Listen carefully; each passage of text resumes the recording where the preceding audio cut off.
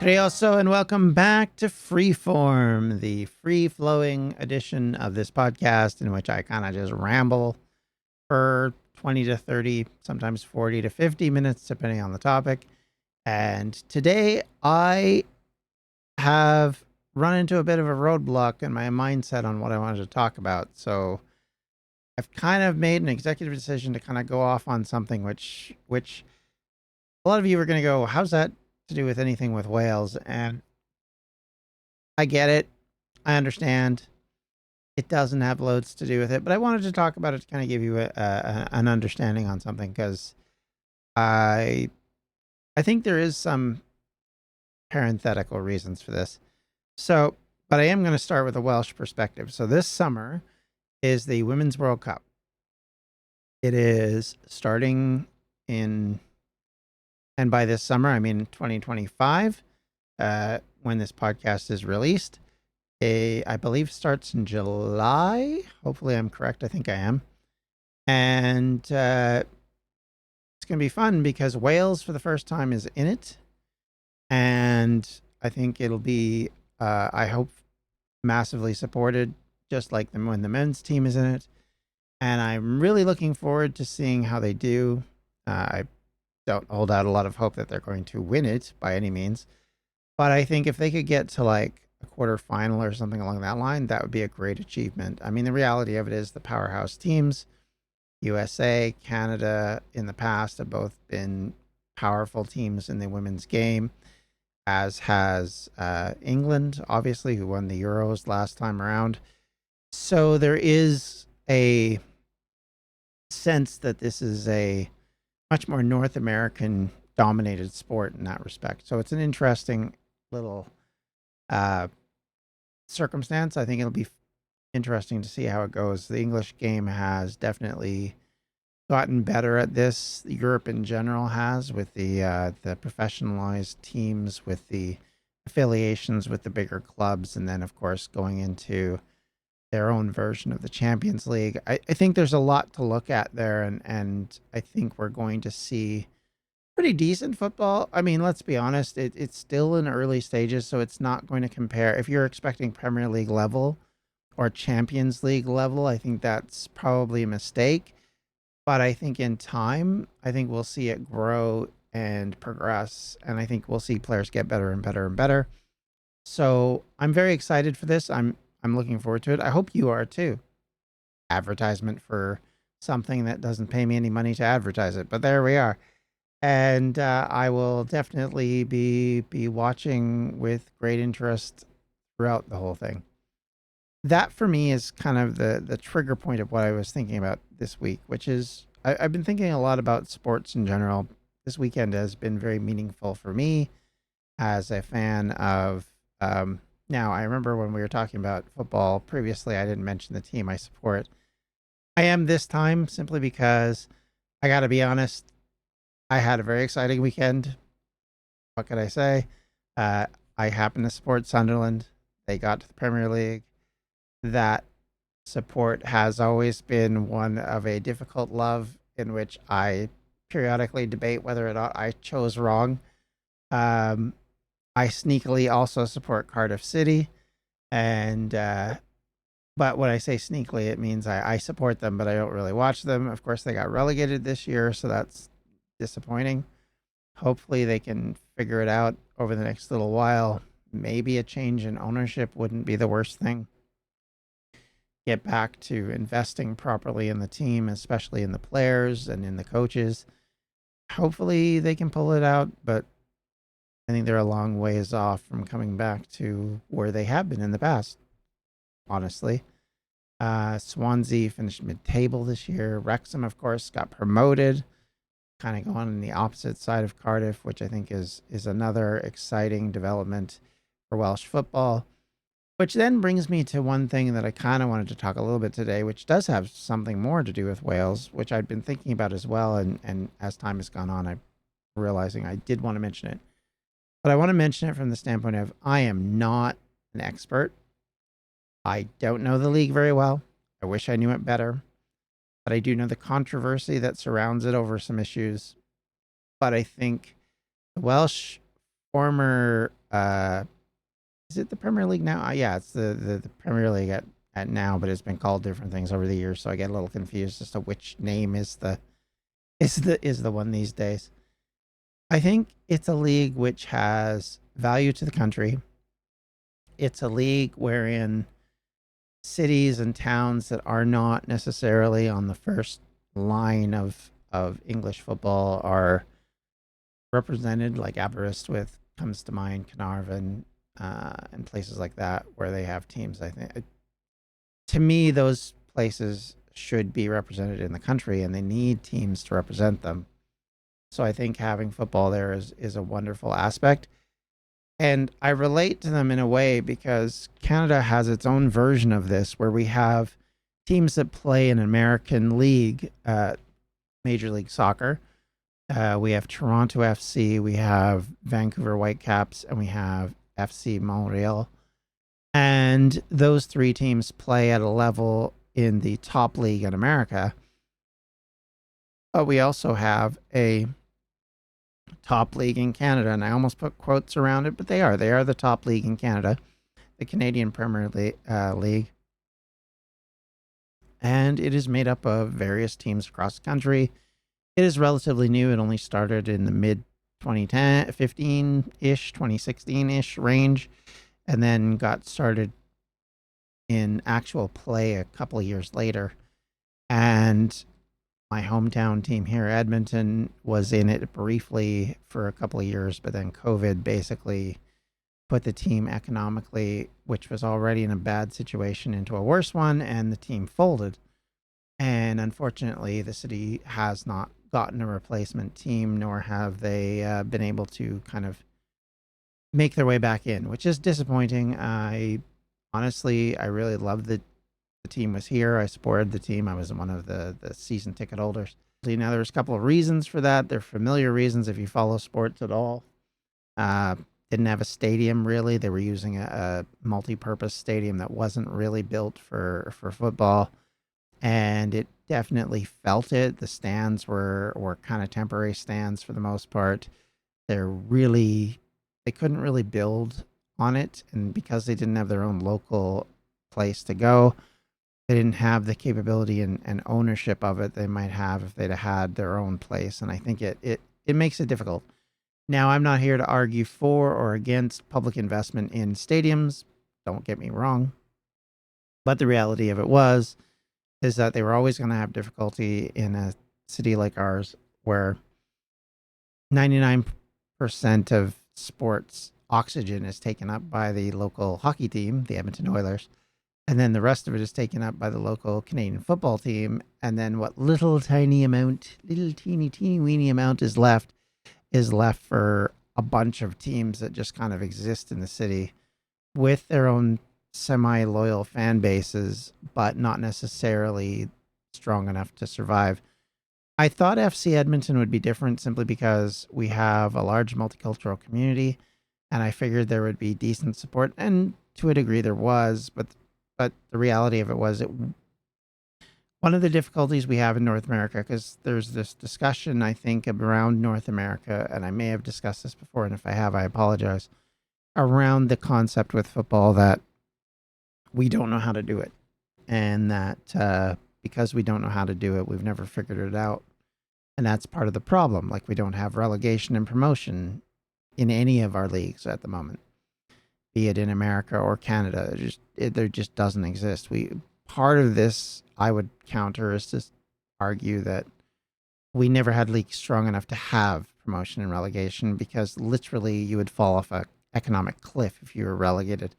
And we're not talking what happens if you go into the championship or even League One. It's like the equivalent of going from I wouldn't say the Premier League, because that's giving it far too much money, but say if you were in the championship, and instead of being relegated to League One, you were relegated to the National League, outside of the main four league. That's where I think the problem is, because if you're out of the MLS and if you're in the USL, you might survive okay, but anything lower than that, you're not going to survive. The team will just fold. Same thing with the Canadian leagues. They're not strong enough to survive with They're barely able to keep 12 teams. Well, in this case, I think 8 teams running. So the idea that they could have a relegation system is just not possible at the moment. So, and I'm sorry, I'm not trying to make this into a football podcast, but I kind of wanted to explain that a little bit because I think there are some questions about why this has happened. So, why is this the case? Well, I would argue that 90% of North Americans play some form of football/soccer in their life. It's just something we do as kids because nobody takes it seriously. It's not until later that if you're really good at it, you might look at it for in the States going to college.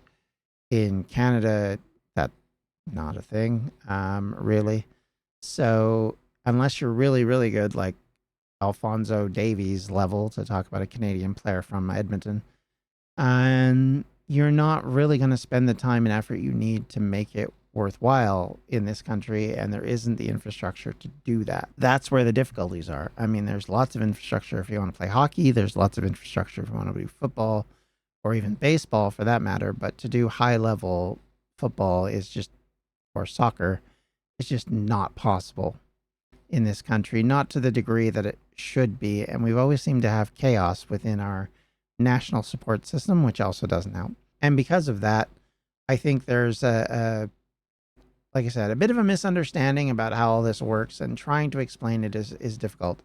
Now, if you don't really watch football/soccer, none of this is going to make any sense or make any difference to you, and that's fair enough. But that's kind of the reasoning behind that. That's why. And what it's done is it's created a problem where there's more support for the English Premier League in North America than there is for the local soccer leagues. They're seen as, people deride them as being lesser light leagues, right? They're the place where the retirees go, or it's a place where young kids go. It's not a place for real professionals to go. That's a lot of the perspective in Europe, but I would argue that's a lot of the perspective here, unless you're like a diehard fan of the team, which there are people that are. I mean, you don't have to go far. If you go to Seattle, you go to Portland, you go to Charlotte, or in Canada, if you go to Toronto or Montreal or Vancouver, you're going to see diehards. If you go into the lower leagues, you're going to see diehards. There are people that are very, very loyal. They want to be a part of the team, and they do their best to kind of mimic a European style game when you talk about the northern half of the US and Canada. Or if you're in the southern half of the United States, it looks much more like a Latin American game in the way the supporters act and are. And I think that's good. I think that's a good thing. I'm not arguing it's a bad thing. But what it does do is it creates a separation between how they're perceived outside of that fan base. And that's a struggle that the leagues have, to make themselves heard on the national scale anywhere near, there's always this talk about, oh, they're going to get near the top 4 sports in North America soon. I don't know. I think if this is a Premier League playing here, yeah, they would. They'd probably pass half of them, probably be just below the NFL.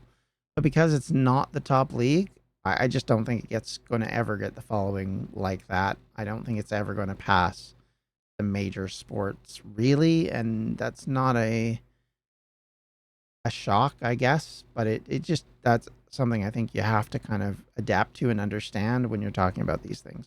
So, long story short, if we look at the Welsh situation, we have a national league within Wales that's separate from the English league, yet predominantly the money-making teams are in the English league and not the Welsh Premier League. And that has been a bone of contention for many, many, many, many, many years. The national qualifications for Euro competition, like as in the Champions League or in the UEFA Cup or in the Conference League, have always gone since probably the mid 90s to the Welsh Premier League. And that has been a bone of contention for the teams that compete in the English League. And there was talk when Swansea was it Swansea? I think it was Swansea was in the the FA Cup final. There was a lot of talk about what would then happen if they win, because if they win, how do they divide up that seat? And they've come to an agreement about it now that the Welsh teams can represent English leagues in Europe if they win the competition. I don't remember how it works if you have a uh, place in, like, say you were in the top 5 or 6 in the Premiership, what that would do. Would you actually end up in the European places or not? I don't remember. I remember there was a time when that was just not going to happen, but then they started to change stuff because of the Swansea issue. And the other problem is too is that for years and years and years, these Welsh teams have competed in the English Football League and have won the FA Cup and won other things, and so there's this conflict between the two. And I think part of it then develops that when they created their national league in the early '90s, there's then this desire by UEFA, not incorrectly, to have Wales compete as a Welsh nation and not have Welsh teams competing in as an English nation.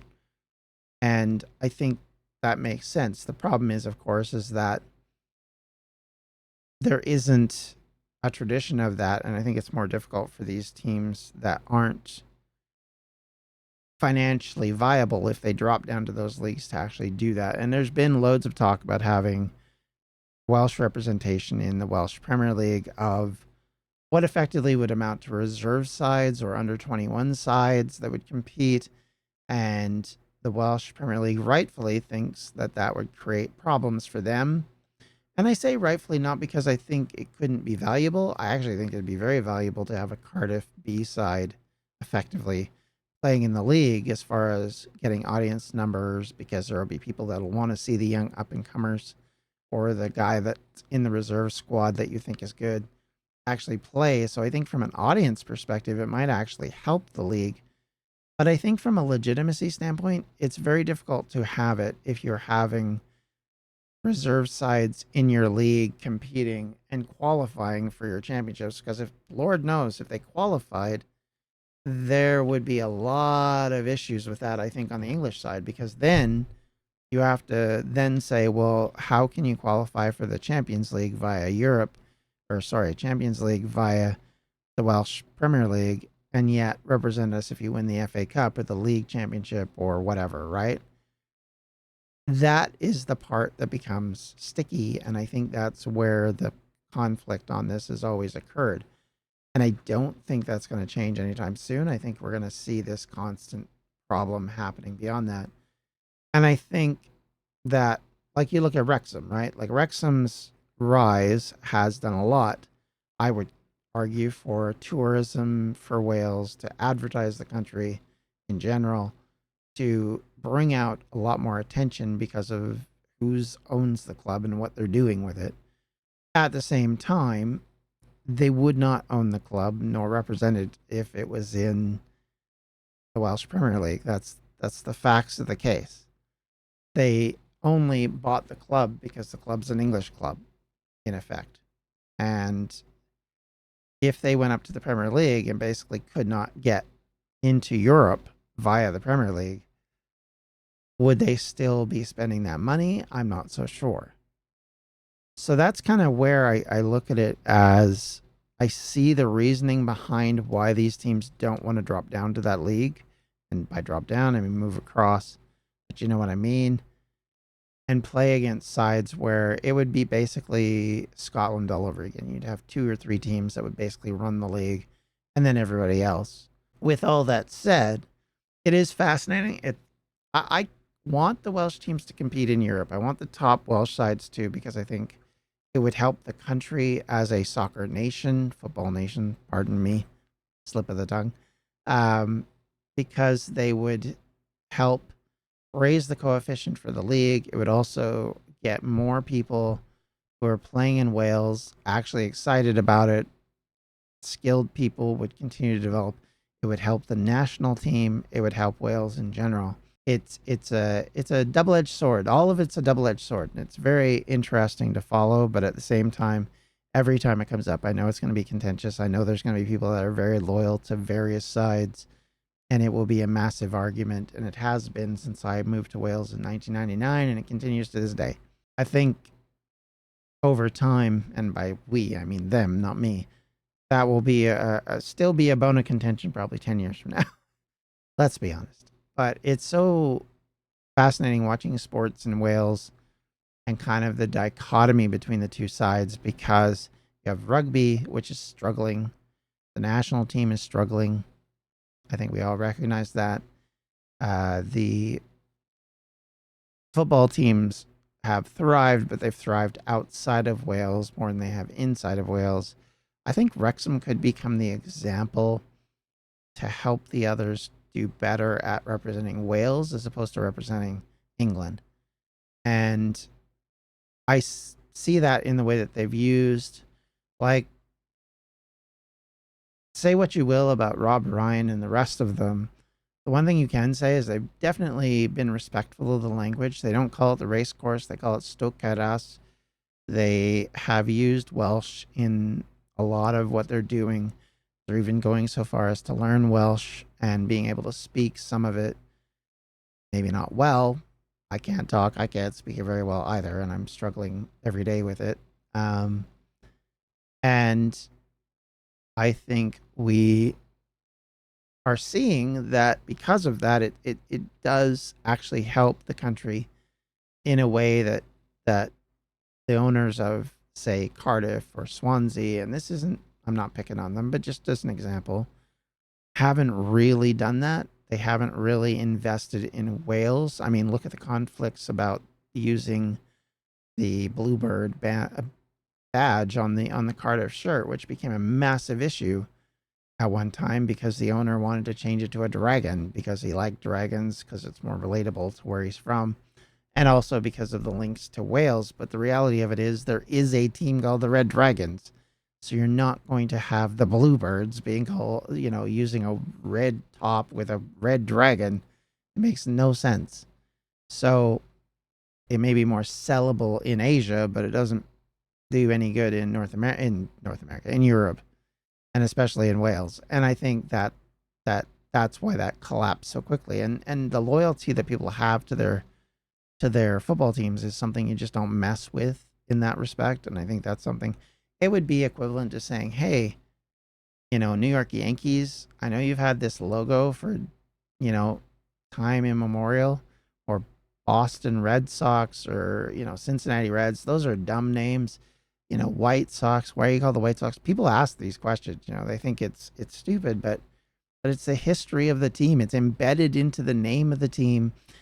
And in some cases, it's embedded into the name of the city. Like, they're not just there for fun. And I think people who misunderstand this do this at their jeopardy. And it is one of the side effects of foreign ownership is sometimes if the owners aren't sensitive to it, they just bought it for an investment. This is going to be an issue. One thing I will say is I think, again, I'm not trying to use Wrexham as the example for everything, but I think that's a big difference as well. You're seeing owners who actually are being caring to the situation. And I've seen the opposite. I'm a Sunderland supporter. I said it earlier. I've watched an American guy buy our team and just run it into the ground. And then it got bought by another guy who ran it into the ground, allegedly. And now we're owned by a French group that I actually think have done really well by the team. It's not the nationality of the ownership that determines whether or not they're good. What determines they're good is if they're willing to listen, if they're willing to understand what the supporters want and what the supporters need. And I say this as a massive Oilers fan.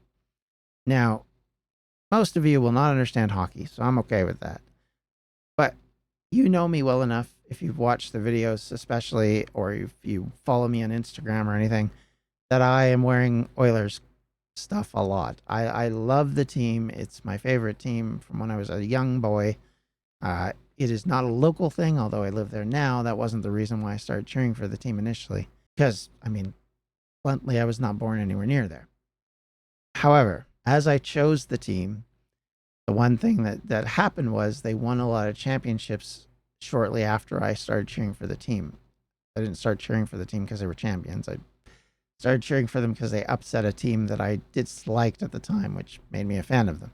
the fan base always loves the older top, the hockey sweater or jersey or kit, however you want to call it. And because they love it so much and the nostalgia that's entailed in it, whenever there's changes made to the look of it, to the coloring, there's an immediate backlash about it. And they always end up going back to the older style regardless, because at the end of the day, that's what people want. And I see it the same way in football in England and Wales, where there is a traditional view of what you want out of your football team, out of your rugby team, out of whatever sports you follow. Let's say you take your team and go on a North American tour or an Asian tour or an Australian tour or whatever, African tour, because you're looking at it as sort of cheating you out of your opportunity to follow the team in some respects, right? Not everybody's like this, but some people are.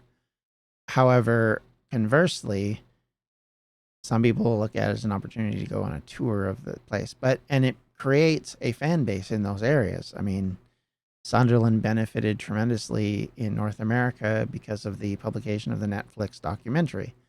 The early stage and really the reason why there is a Wrexham at all in where it is now is because of the Sunderland documentary and the fall of the team, which was super happy and fun in the double relegation years. And that actually inspired Rob and Ryan to actually consider buying a team.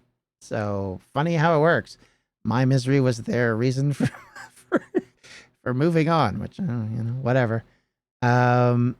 And so it's funny how things work, right?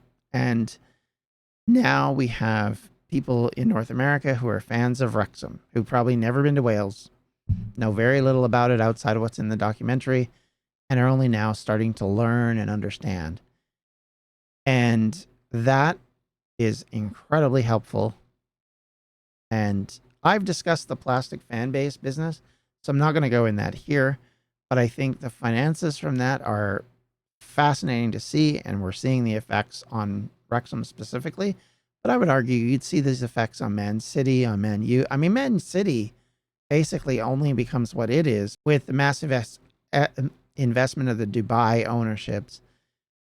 Without that money coming in and without the free spending that they had during those times, and we can all argue about whether or not that was legitimate, it basically drove a team that had a very loyal Manchester fan base, but not outside of Manchester.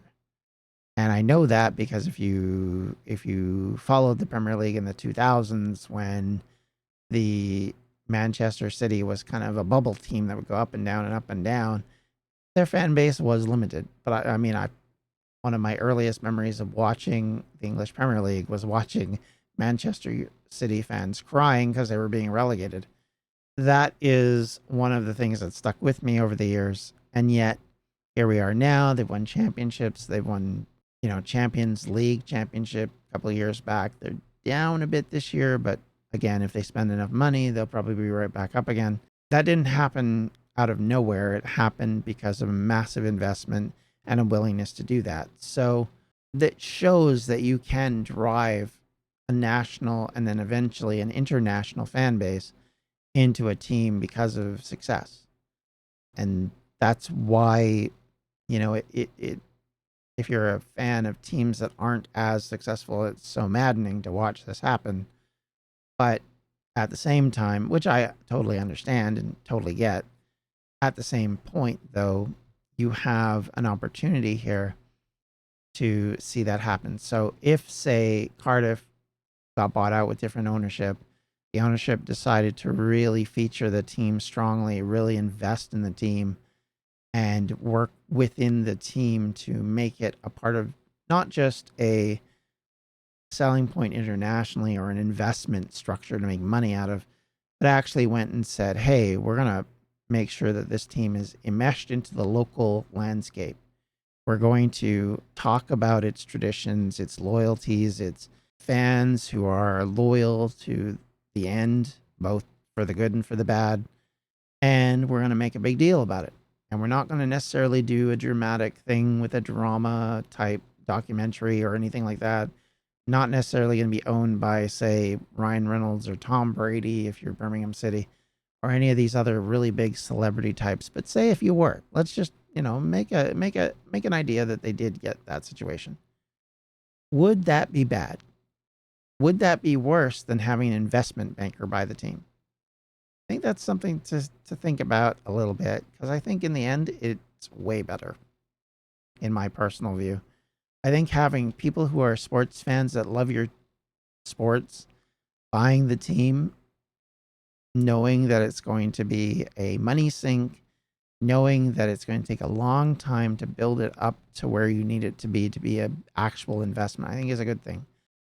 It's a lot like how we're seeing teams in the lower leagues who are now starting to go bankrupt and go out of existence, and then they have to come up with new teams to bring back to kind of cover that, and they usually start in the low leagues. I mean, that's the equivalent in Britain. You don't have teams move, you have teams just cease to exist.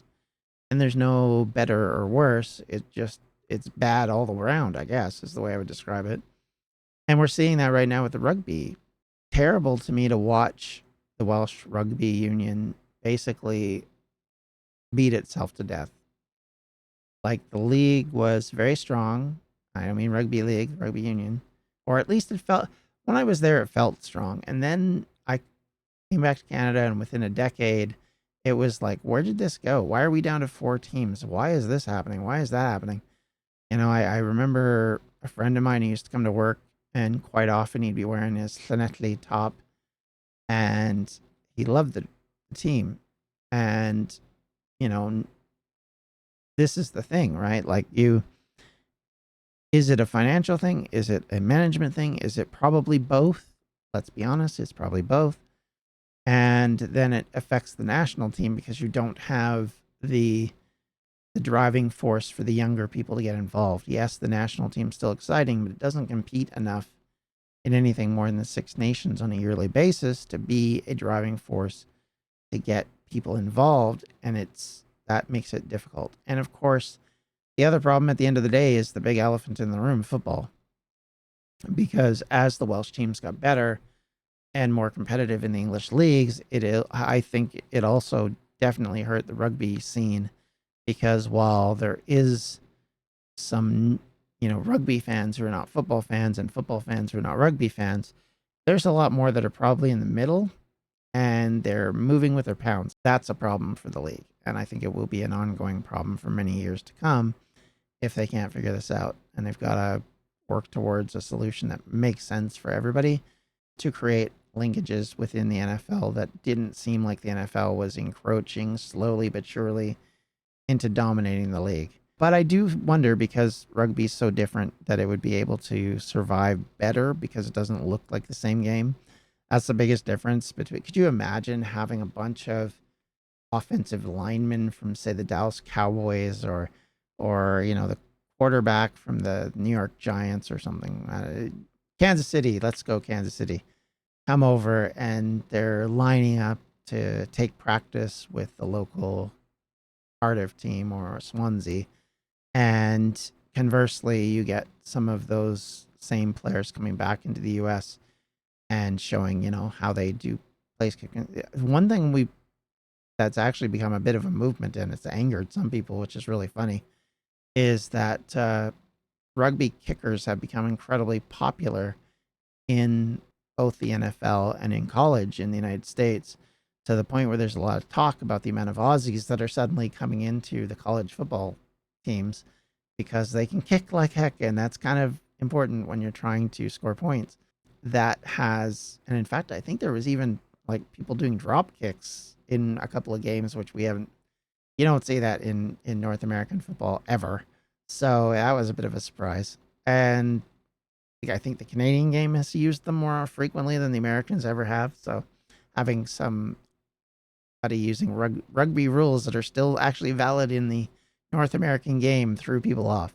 But yeah, so that I think what we'll see is we would see a crossover between that. I think would help, and might actually help the league survive in a way, and help build its popularity. I know that's people don't like it when you say, well, if you had the Americans involved, blah, blah, blah. I know. Believe me, I live in Canada. I know all about that. But I do think that it would give, like, could you imagine the synergy of having a Welsh rugby union involved in the NFL, using the linkages to Wrexham to then advertise it to North America, maybe have a couple of exhibition games in North America, or friendlies, if you want to call them that, and try and drive interest. I bet you a lot of football fans in the United States who wouldn't watch a football soccer game would love rugby. I do think they would love. I love rugby, and I don't even understand all the rules because of the familiarity and the hardness of the players and the difficulty in having to get through. And hey, the tush push is a thing in the NFL. They'd understand a scrum. You might even be able to teach them what half of the stuff that they do in the NFL came from. So to me, I think that might be the way out of this. But that's my opinion. You may totally disagree, and I'm totally okay with that. If you want to make a comment, please do. If you have any questions, comments, or concerns, or just want to rant about stuff, you can always reach me at the Welsh History Podcast at gmail.com, or you can reach out to me on any of my social media sites, usually found at Welsh History Pod, except for Facebook, where it's facebook.com/Welsh History Podcast. That's the page. You can comment there.